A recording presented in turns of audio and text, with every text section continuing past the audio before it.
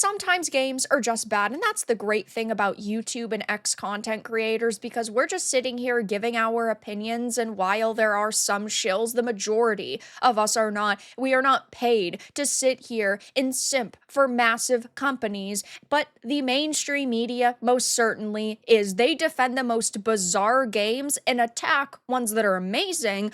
But now TheGamer is saying that Concord was a game that too many people overlooked and it deserves a second chance. I have a few different things to show off, but before I get into the topic, if you enjoy the content I create, check out the links in the description, join the community in my live streams, and consider supporting through Patreon or YouTube memberships. Now, I did play Concord before it came out during the open beta period, and it was terrible. The maps were uninspiring, the abilities were really generic, the character backstories were cringeworthy, and the character designs were some of the worst I have seen of the year, and honestly, of the past few years. Concord does not deserve a second chance. It did not deserve a first chance, and it is mind-boggling to see that Sony put so much money towards this. They bought Firewalk Studios, they dumped a bunch of more money into the game. In total, we've heard, according to rumors, it was upwards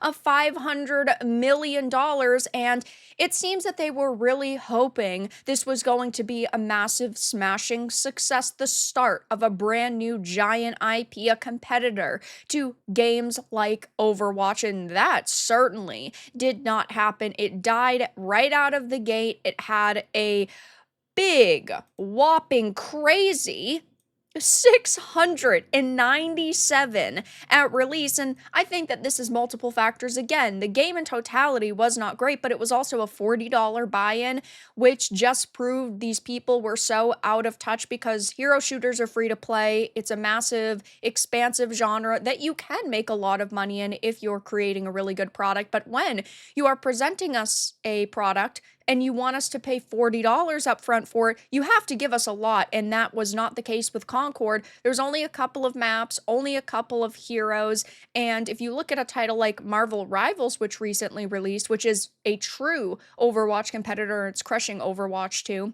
that launched with 33 different superheroes and villains, which is pretty crazy to launch with. I mean, that's like after several years of being accessible and fully released. But now TheGamer is saying Concord is one of the biggest flops of all time. No, it is the biggest flop of all time. And everybody has an answer for why. Marvel Rivals director is just the latest with his suggestion that Sony's short-lived hero shooter didn't offer any unique value to the audience, at least not enough unique value to push players to abandon the multiplayer games they were already committed to. I agree with the Marvel Rivals director. When you are, again, coming into the scene with a game, you need to be providing us with a high-quality experience, and when you've gone out of your way to dump hundreds of millions of dollars into a title, our expectations are extremely high, and this just disappointed in every way, shape, or form.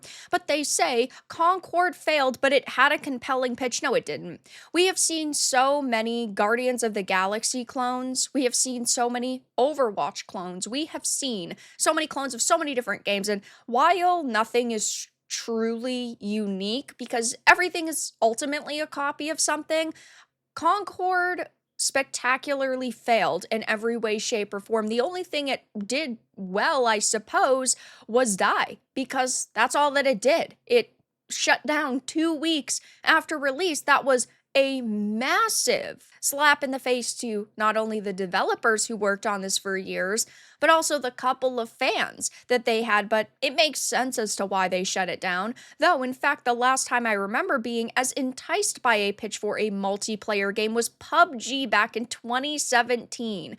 Hearing podcasters describe the 1v99 mechanics that drove the Battle Royale had me chomping at the bit to try the game despite not having a gaming PC. So they are saying that the pitch for Concord was as good as PUBG, but clearly it wasn't, given PUBG has had millions and millions and millions of players in game, and Concord had a whopping 697. Like, we don't know the console numbers, true, but they couldn't have been that much better, because it was still shut down.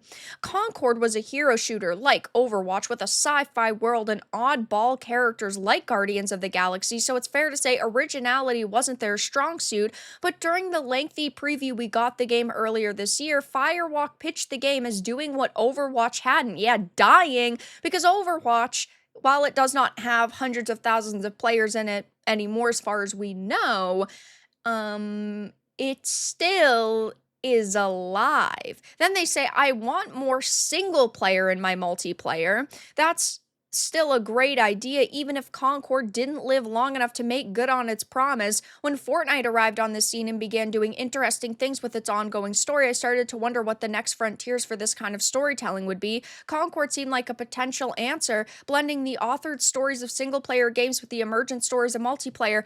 They clearly were not paying attention, because the credits for this game, first of all, were almost an hour long, which is insane, but there was a whole section for a PvE mode. So they clearly had more maps, more potential character designs, they had a story, and they were supposed to be releasing the story every week for the base PvP game. So it seemed like once a certain amount of those stories were done, they were going to launch the PvE mode. We never even got to see that, so they were not paying attention because they don't mention this. I mean, if you're going to sit and write an article, at least pay attention a tiny bit.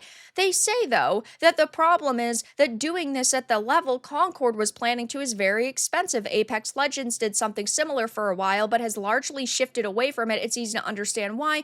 Rolling out new cutscenes every week means grabbing a ton of voice work and motion capture, which means either occasionally paying actors for the duration of the game's run or just grabbing hours of scenes before the game even goes live.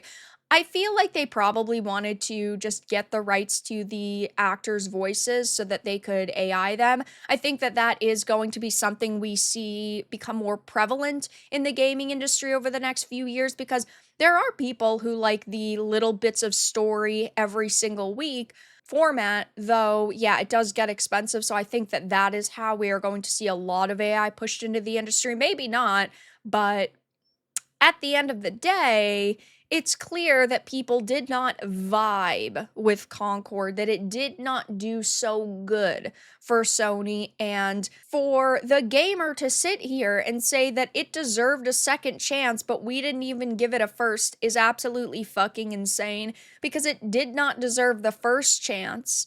Never mind the second chance, sure. Maybe it had like 2 decent ideas, but they were poorly executed, and to say that anything with this game was truly cool or unique or exciting or had potential is kind of a wild take, just judging by the terrible state that it released in. And over the past couple of weeks, we have seen quite a few different journos freak out over Concord's failure because they're mad that it was a anti-woke chud win. They love to attack gamers whenever they can, but at the end of the day, it was a win for all gamers, because this total slop, this modern audience slop, failed and is no longer on the market, and it shouldn't be, because it was a complete and utter ripoff. So I'm sure that this is not going to be the last time that we hear about Concord again, the biggest flop of all time in the gaming industry.